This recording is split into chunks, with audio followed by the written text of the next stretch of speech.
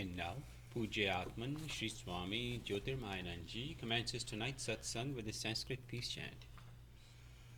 Om Purnamadaha Purnamidam Purnat Purnamudachyate Purnasya Purnamadaya Purnamevavashishyate Om Shanti Shanti Shanti. We begin with mystic song by Sri Swami Lalitananda, played and sung by Sri Swami Umananda and Rajneesh. Our song tonight is called O Mighty Sage.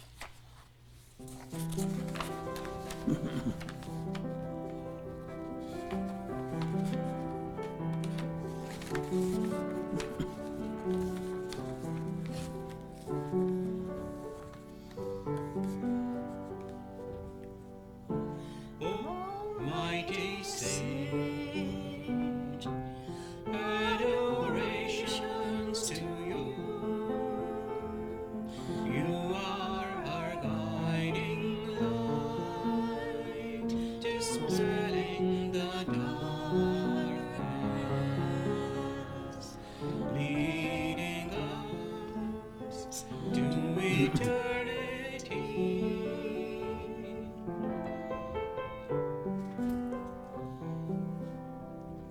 Beloved group, we are in a dark night. Draw us to a new dawn, where the sun is eternal, above the clouds of despair.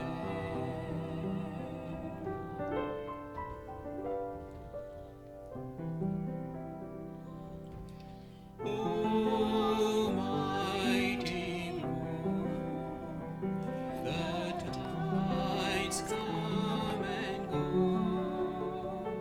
but you are always near, like the moon that cannot part from the sky.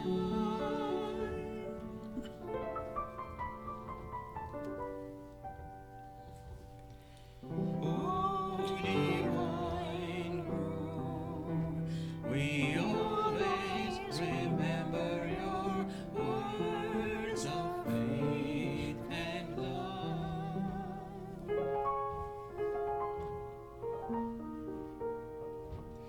Forgive our mistakes,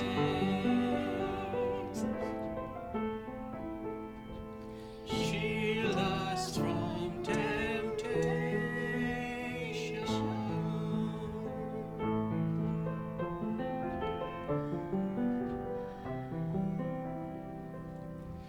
Pujya Atman, protect us always,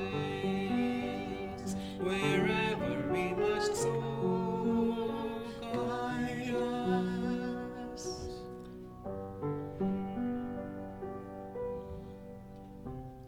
Whispers softly within our heart and soul.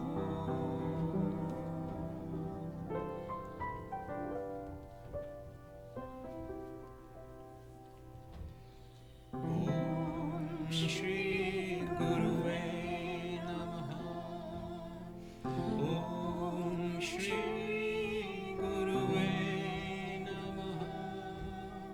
Om Shri Guruve Namaha.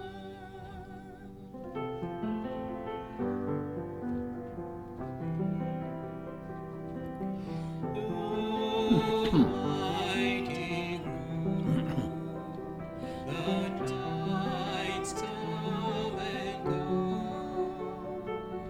but you are always near.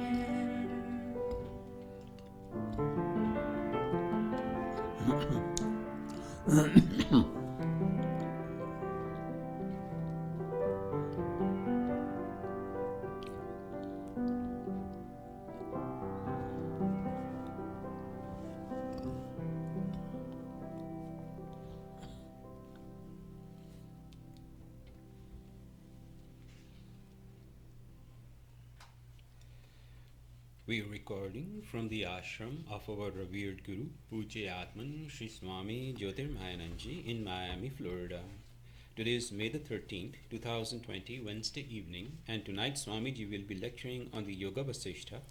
This is series 2018, class number 238. And now Pujya Atman Sri Swami Jyotirmayananda.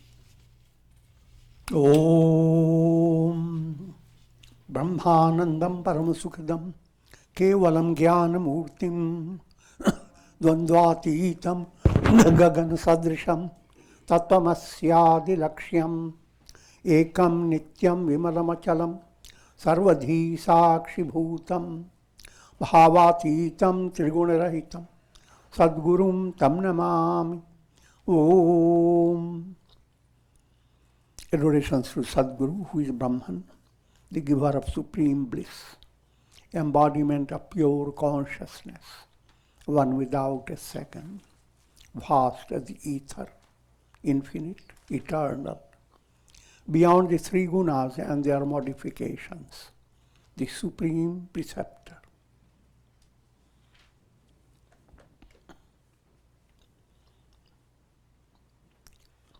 Yoga Vasistha, Upasham Prakarana, and presently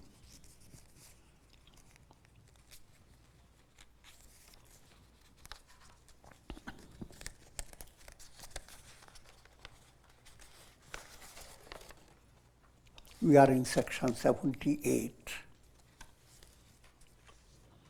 and it's dealing with the highest goal of life that will imply complete negation of the mental process.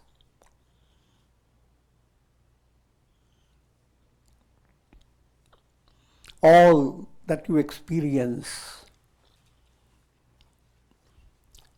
from the state of bondage to the state of release, all is enacted by your chitta, the unconscious, but it implies all that it contains, the whole mindset, that's chitta. And all that you have experienced is vrittis of the chitta, thought waves. All your experiences are projections, and they are not absolutely continuous. Even while you are thinking about a problem, your problem is broken up frame after frame. But the mind puts all of them together.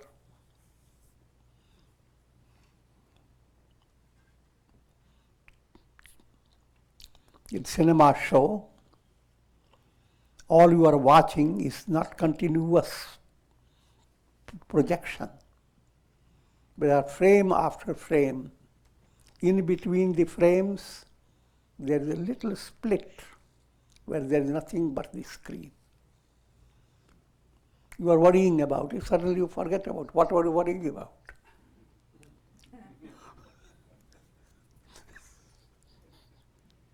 Now it hides the worry.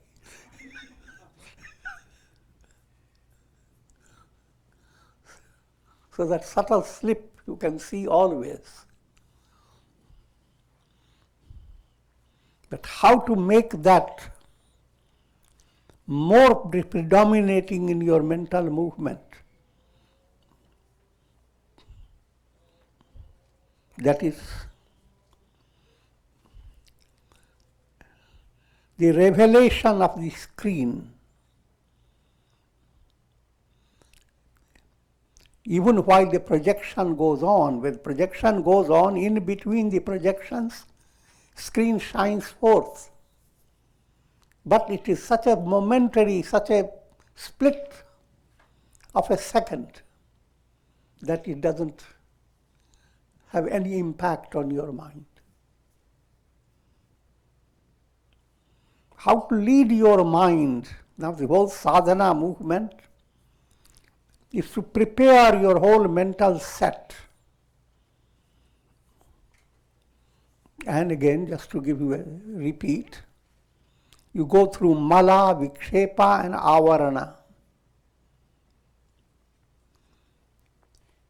Allowing the mala, gross impurities, which are like short-circuited energies, they have to be sublimated, they have to be corrected. So anger, greed, hate, if that goes on, you can't allow your attention to come to in between the frames. Your whole focus is in the world. Your cause of misery is somewhere in the past. The solution is somewhere in the future. And you have put so many ducks in a row. We're big duck mother.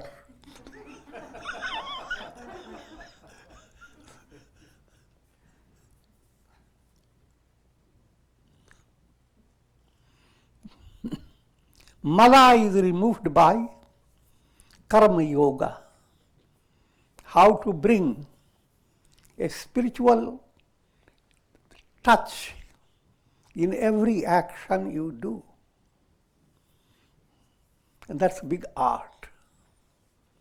Everything that you do, you eat, you deal with people around you,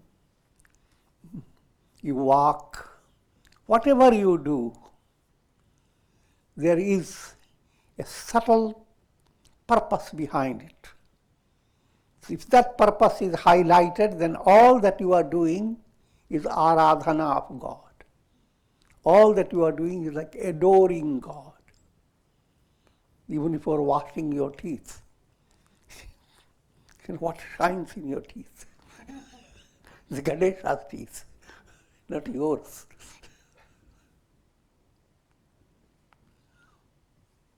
And your entire body is Devalaya, a divine temple.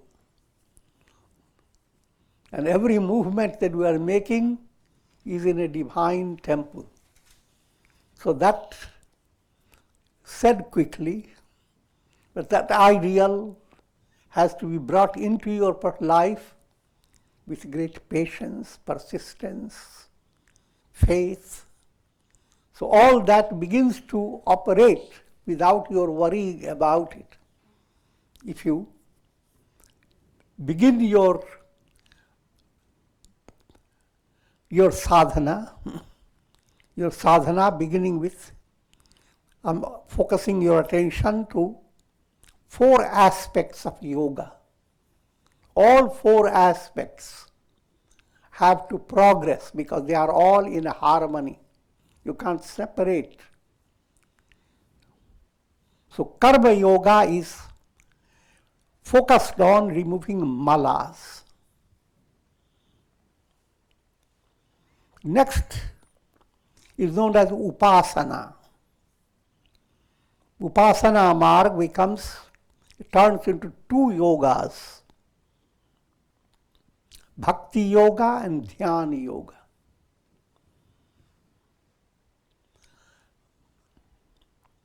Bhakti is devotional movement, and dhyan, bhakti is allowing your emotions, your feelings. Feelings are the deeper level of your personality. Thinking is only in your head. The feeling touches your heart. It overpowers your entire nervous system. So feeling is in a different level. That feeling aspect is profoundly dealt with by pursuing the path of bhakti. Whom are you really loving? You are loving God. So in every act of your feeling, allow a little touch of God. You are inspired by seeing your baby smile. Be inspired. But try to see in that smile there is a spark of God's presence, God's love. Now therefore, deal with your baby in such a way that the growth of the baby is not hampered by your moha. Allow the God in the baby shine. I'm giving a very quick way of saying, but it has the whole subtle secret behind how to allow humanity within yourself to progress by recognizing loving God in each other, beginning with your own self. So that whole project is a bhakti movement. Dhyana movement, your will. Your mind will have always shaking situation. Two states of your personality. One is called avastha, shakes. But don't worry about shake. The shaking will not break you.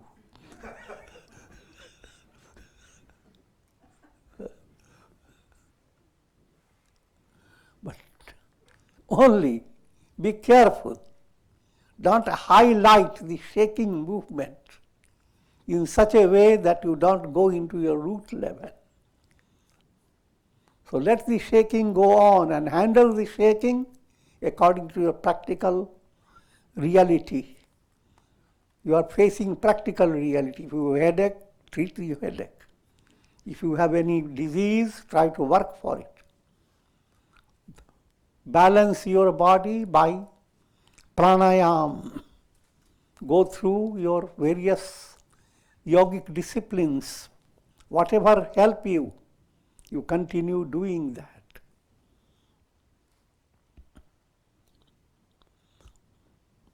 So,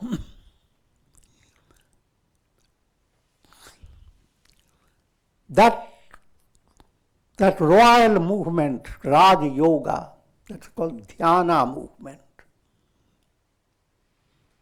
that allows your will, the will to attain enlightenment. That will does not fill by all these problems. Problems will be there, but in a deeper level within your own personality. Sometimes you don't know it. But if you have never done a lot of sadhana, it is operating automatically in a mystic way. So that's called dhyana movement. And of course, the ultimate goal is jnana, absolute revelation. But before you get ultimate goal, you follow the path of jnana yoga. Jnana yoga is the whole process of listening, reflection, and all that. All these four, when they are integrated, we say integrated, don't you have to understand all the four blend together. You cannot separate any one of them. Though in your mind you may highlight any one of the four. You may consider yourself, you will be focused on karma yoga only, or focus on bhakti, or jnana. You may do that. But internally be mature, not be a kid. Understand all the four go together.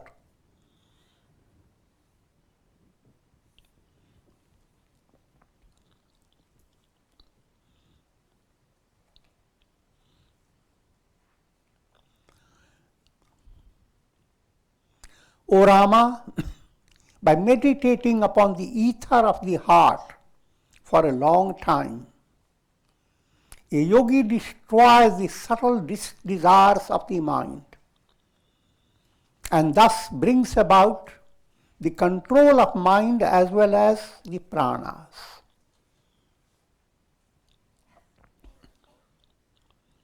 Ether of the heart, that becomes a highly mystical terminology.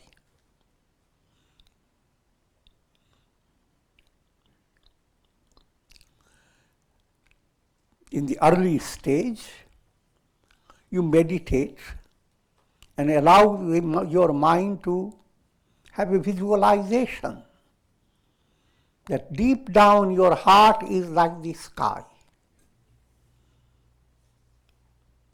So, your heart will not be damaged, will not be touched, will not be shaken.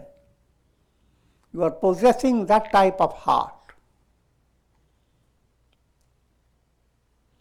You are not possessing, that's your internal reality, which you have forgotten through your conditioned mind. Your conditioned mind has brought to you a limited concept of the heart that is constantly shaking. But that's not your real heart. So, allowing your mind first to have affirmation of that you are focusing your attention, you are asserting, I am the Akasha. I am like the ether.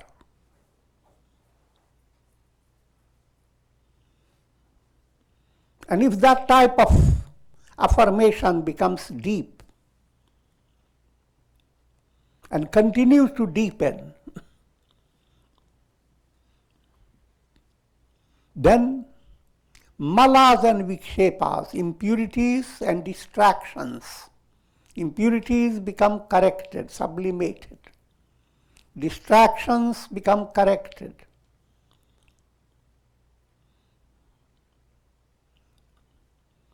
And finally, avarana, veiling, begins to lift. For easy understanding, always follow the simile of the mirror. As if your project is to see your face in the mirror of your mind. And the mirror has three problems. First state, your mirror has dust over it. That's called mala. So if mala is there, you can't even see your face. It's completely distorted. So you remove impurities, wipe the mala. When you begin to wipe, you can't believe what you are seeing. You always thought you are just the body. But now you have such potentiality that you can't compare with anybody in the world.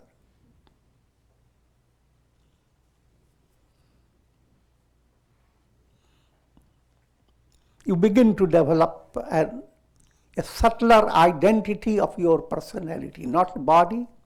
You are more spirit revealing itself to a purified mind. So that, when that happens, it is just like your hand is shaking the mirror. The shaking movement is stopped by upasana, bhakti, devotion, and meditation. And then final state, intuitive vision, as if your first state of your vision is intellectual vision.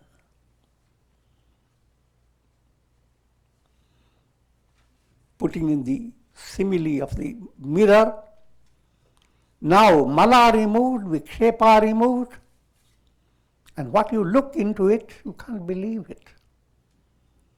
Your head bends down with a jerk, and your hairs fall right over your eyes. I'm just wittily describing the role of avarana. That's called avarana, veiling the vision. But that veiling of the vision is all requires is correcting your neck, raise your head. In other words, it just requires a deepening of your understanding. As understanding I am Brahman, that goes from the clutches of intellect, it becomes intuitional. then veiling has been removed. Now you have seen yourself through the mirror of your mind. And that was the purpose of the mirror. The moment you have seen your full face, the mirror vanishes.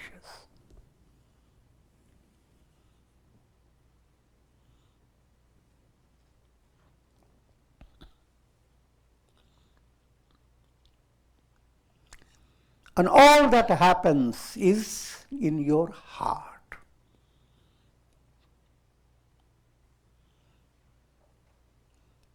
Sri Rama asked, O sage, what's the nature of the heart? Does the heart refer to the physical heart? Does it refer to mind or to the self? Now, in a state of ignorance, heart relates to, whenever a person thinks of the heart, first, attention, physical heart. Second, sentimental heart.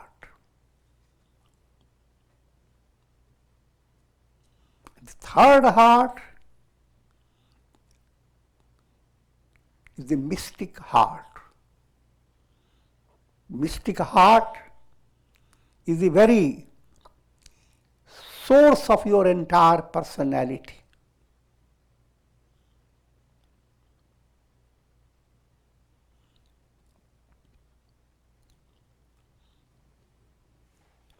Put it in a very simple way to understand. You are watching a cinema show. So many heart-based experiences are going on in the show. But what's the heart of all the relative heart expressed through the show? The real heart is the screen.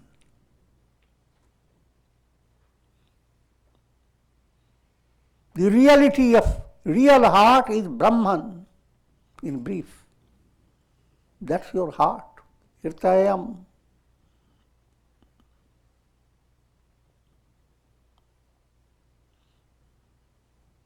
That Brahman is your very heart.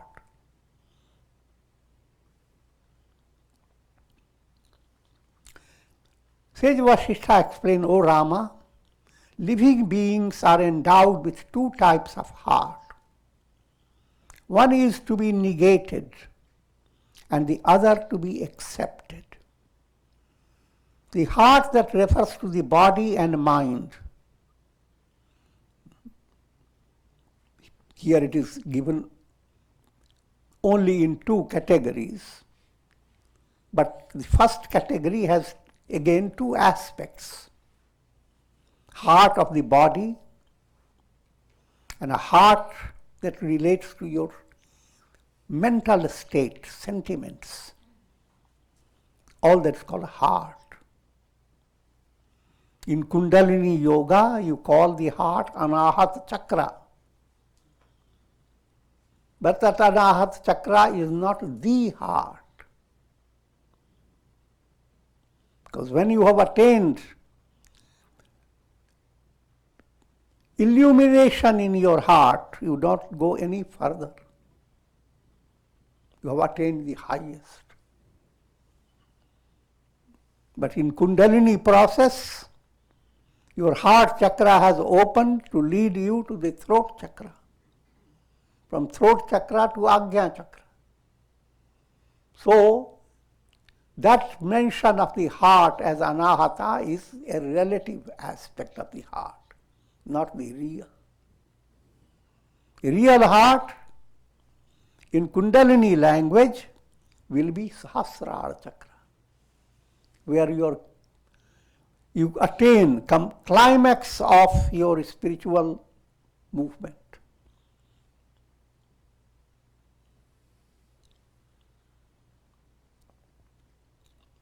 The Atman is the heart of all that exists. Atman, Brahman. Since the Atman abides in the heart, again that's an allegorical term, heart referring to in sadhana stage, your mental process, deep in your mental process, that's where you begin to recognize the presence of the heart. And in that deep state of your mind, you begin to invoke the presence of God.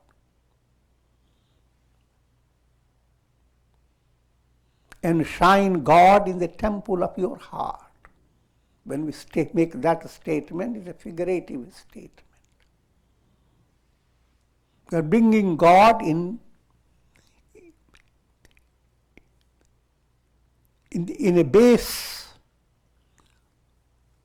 which is characterized by your profound feelings.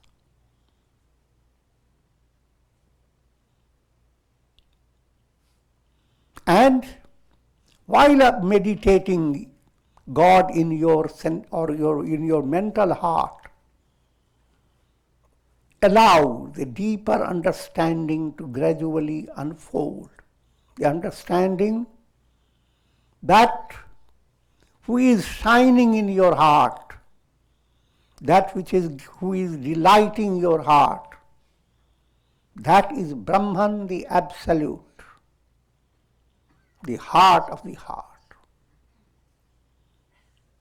All the worlds abide in the heart, that Brahman being the heart. All that you experience, the reality behind all is Brahman, the heart.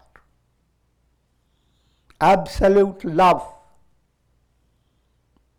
and absolute consciousness, both are one and the same. It is a boundless treasure of all that is good and beautiful.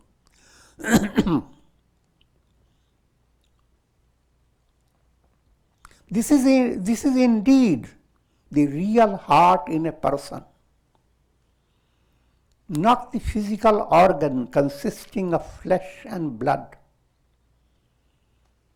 By meditating upon this heart, a yogi brings about the cessation of pranas as well as the chitta. The two aspects of control, controlling the prana and controlling the chitta, both are accomplished by meditating upon the heart.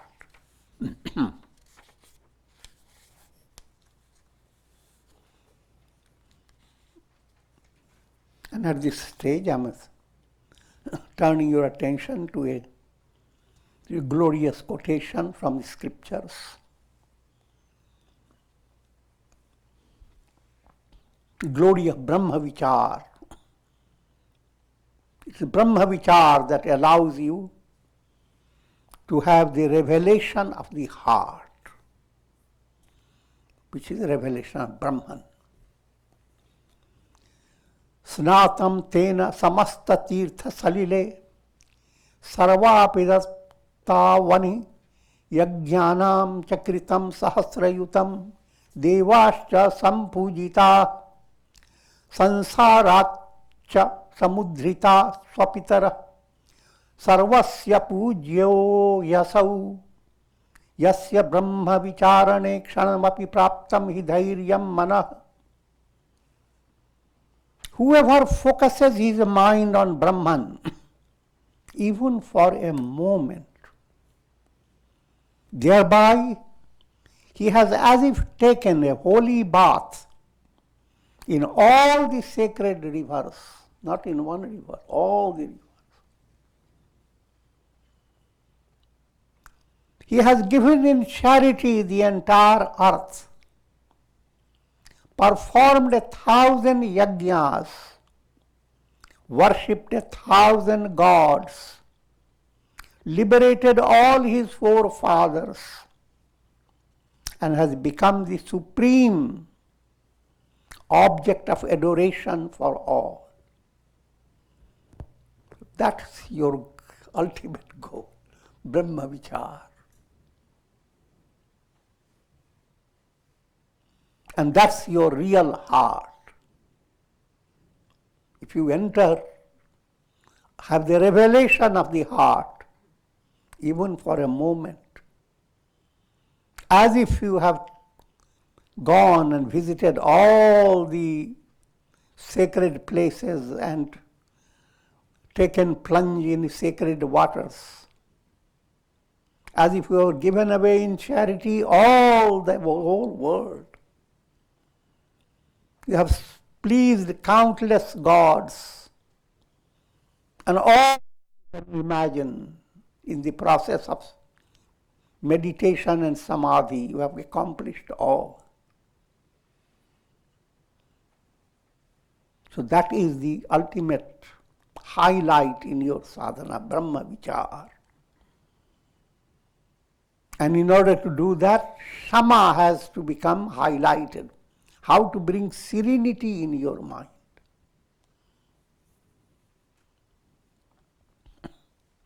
Lower samadhis cause mental distractions by giving rise to various psychic powers. As you go through lower samadhis, you develop amazing revelation of your inner strength. But that strength in the beginning relates to psychic powers. And psychic powers, they become great distractions. Because psychic powers,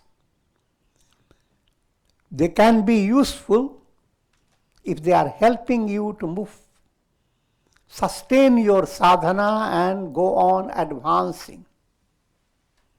But if psychic powers bring to your mind, firstly, an illusion that you have attained all that is to be attained, you can fly. Who else can fly? You are the greatest. But you don't realize even birds fly. They are not greatest at all.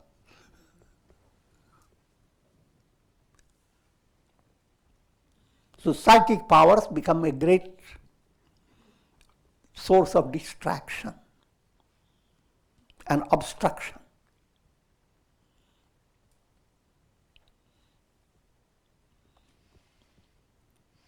O Rama, take recourse to constant abhyasa in order to attain success in yoga.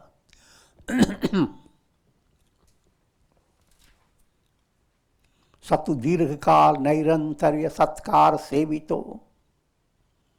These are the characteristics of abhyasa. Sustained practice. Firstly, don't put a limit. That I will do this sadhana for Brahmavichar for 15 days. Intense. If it doesn't happen, finish. Goodbye. Not so. There is no limit of time. Since you are born, you never limit the time. How long can I go on eating? No matter how much you eat, still you get hungry. But you never condemn eating process. See, if that is so, the highest nourishment comes by Brahmavichar. How can that bring in your mind a sense of limiting your sadhana by a period of time? Dirghakal, nairantarya, another point, it should have a rhythmic daily movement. You may not have exactly the same sadhana, but your effort must be, to the extent you can do every day, follow your pattern of sadhana.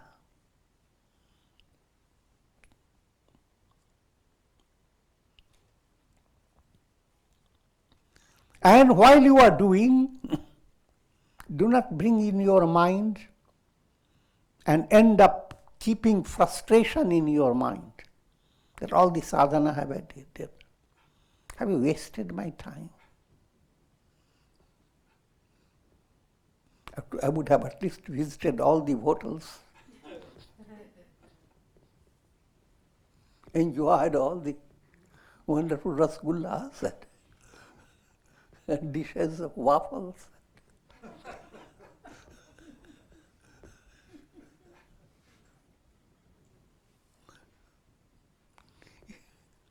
So that should not be.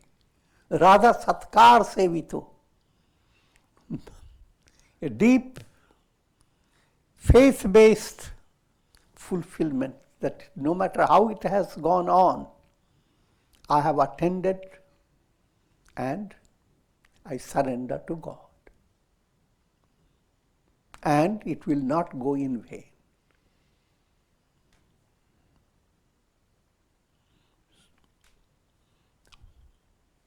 So when these points enter, your abhyasa becomes effective, dynamic. And that's the key to success in yoga.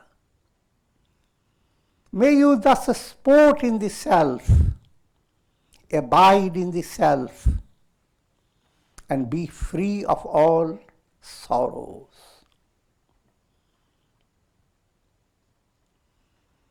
Associated with the Vasanas, the mind accepts the idea of the body,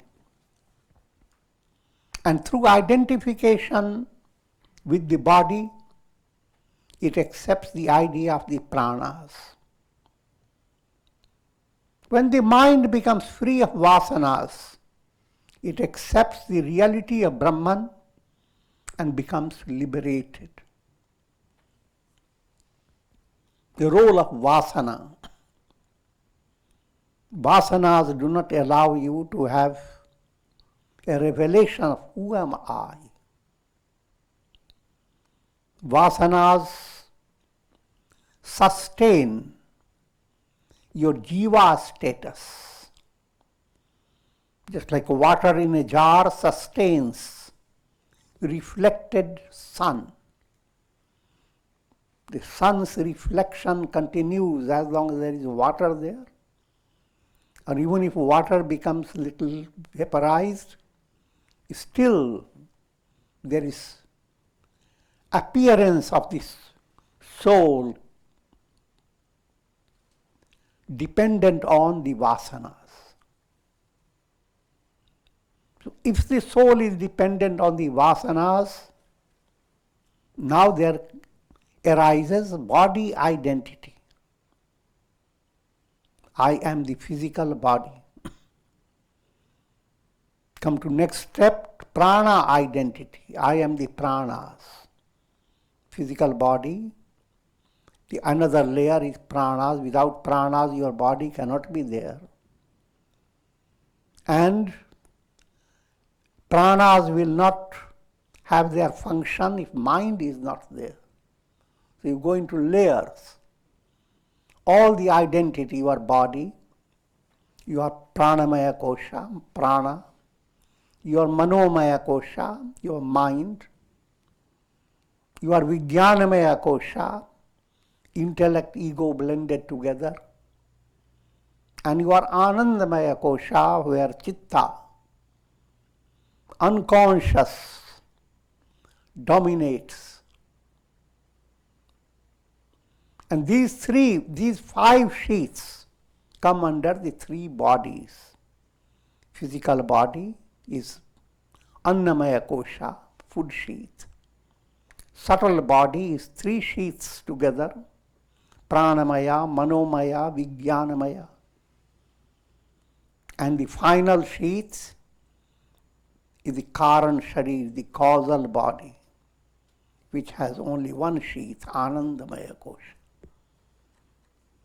behind all that, the real I am is Brahman. All these sheaths and three bodies, they are in the realm of Maya. They are not real.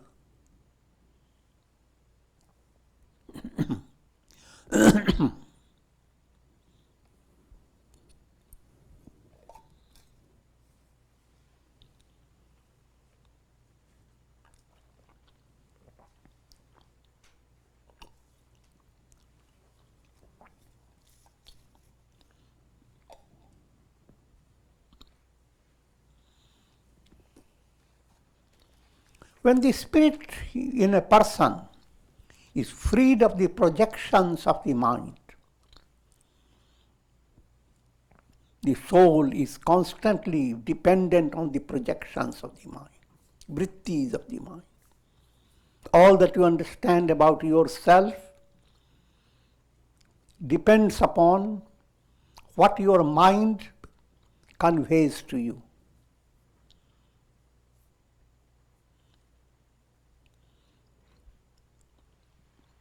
But the real I am is not what mind brings out about your identity. It's where mind dissolves. And that's the heart. And that's Brahman.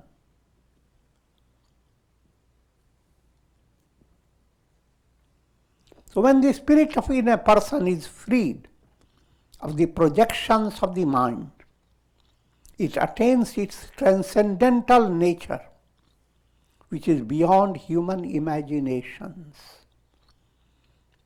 All mental way of describing it, all words that mind can use are transcended. He attains that from which this world has proceeded, by which the world is sustained, and which is the reality behind all names and forms. This is the formula, mantra that spiritual aspirant works upon. Who is Brahman? And this is the definition. That from which this world has proceeded, by which the world is sustained, into which the entire world dissolves. That is Brahman. And that's what you are.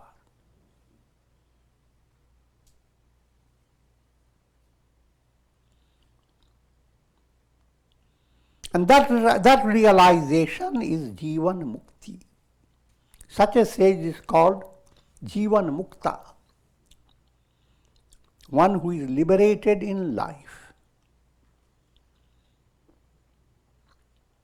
O Rama, he from whose heart all desires for the objects of the world have disappeared. Not that this heart, which is Brahman, there is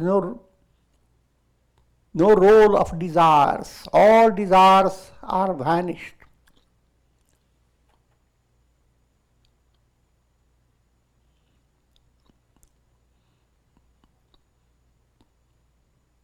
In allegorical terms described, param tripti, supreme fulfillment. Another way of description, nirankusha tripti, satisfaction that has no restriction.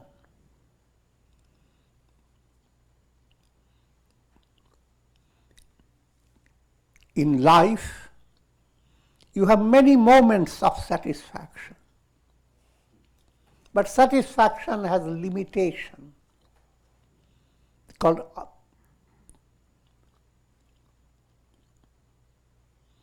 you ride an elephant, and when you ride, you old style rider, you to control the elephant by a some type of a sharp-edged nail, Ankush. So, when you ride your elephant of success in this world, you need to have that control. And that control pinches. So that's called, in other words, all human satisfaction is the basis of pain, sorrow, Ankush.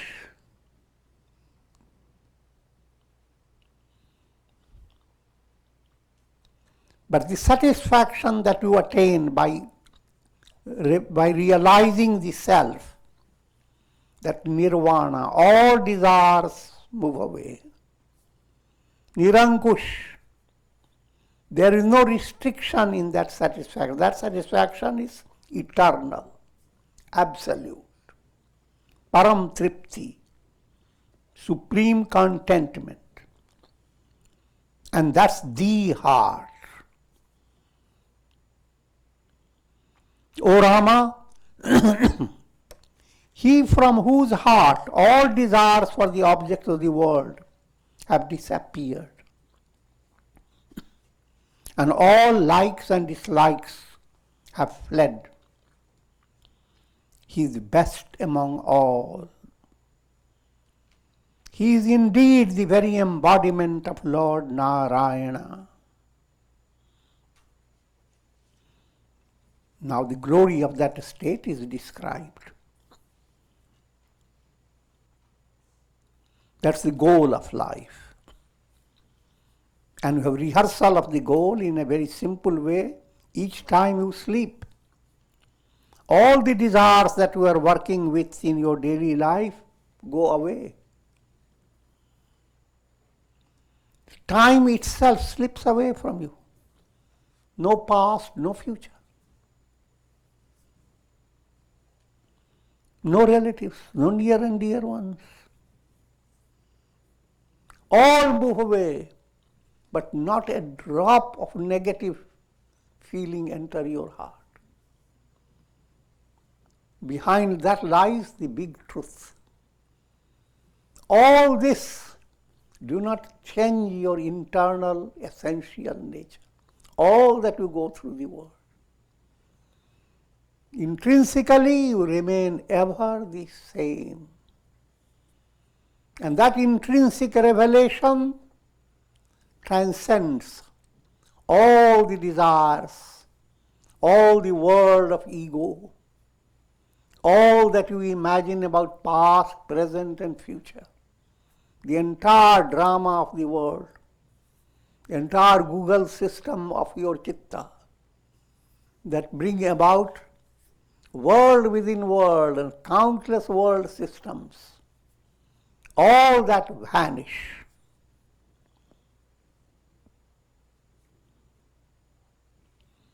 And if you have come to that state, you are Lord Narayana. So all the great scriptures talking about Rama attaining Rama Rajya, it relates to every soul. A soul realizing who am I is same as Krishna, same as Rama, same as Buddha, same as Brahman. And having attained liberation, the soul does not go somewhere in Goloka and somewhere in different lokas. Any description of that is highly allegorical. The soul is just Brahman, the Absolute. For still easier understanding, always remember, all souls are reflected suns. Same sun in thousands and millions of things, reflecting in different ways. When you look at those reflections, your eyes become filled with tears. Heart becomes agitated. What has happened to all these? But nothing has happened to the soul. Each reflected sun is same as the sun.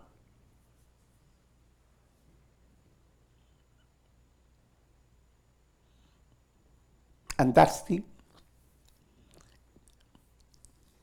declaration of the Vedas, the final conch blowing of the revealing the highest truth. Now crunch upon it. And with this I will conclude. Om. And my prayer, may divine grace, our Karunamaya Ras, the nectar of divine compassion, the miracle of grace over all who are suffering, and may all souls come to the highest discovery, Sarve Bhavantu Sukhina. Highest discovery, Aham Brahmasmi. May you all be led to the heart of heart. And that fulfills my heart. Om Triambakam Yajamahe Sugandhim Pushti Vardhanam Urvarukmuva Bandhanan Mrityor Mukshiyama Mritat Om Sarve Bhavantu Sukhina Sarve Santu Niramaya Sarve Bhadrani Pashyantu Ma Kashchid Dukha Bhag Bhavet Asato Ma Sadgamaya Tamso Ma Jyotirgamaya Mrityor Ma Mritam Gamaya Om Purnamadaha Purnamidam Purnat Purnamudachyate Purnasya Purnamadaya Purnamevavashishyate Om Shanti Shanti Shanti.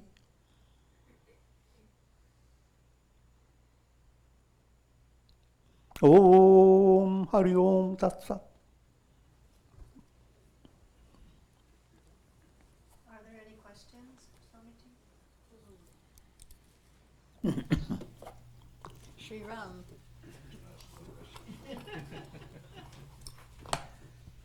Ram Gurudev.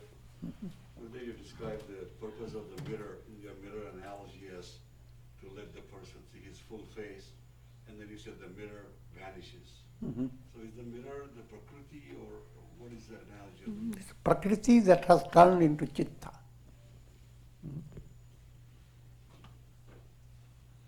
That's mirror. And if you are mature user of mirror, once you see your face, that's enough.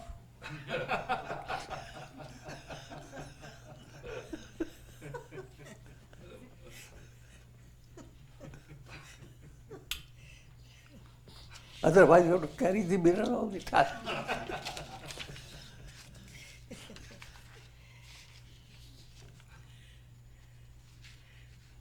Okay. Conclude with just a bit of tiny prasad, Swamiji's beauty advice. Dress yourself with the robes of purity. Dress yourselves with the robes of purity. Adorn yourself with the ornaments of virtues. Beautify yourself with actions that are generous and sublime. Deck your mind with the flowers of truthfulness, compassion, humility, and cosmic love. Let your heart be a fountain source of bliss. In this way, you will become truly beautiful. We conclude.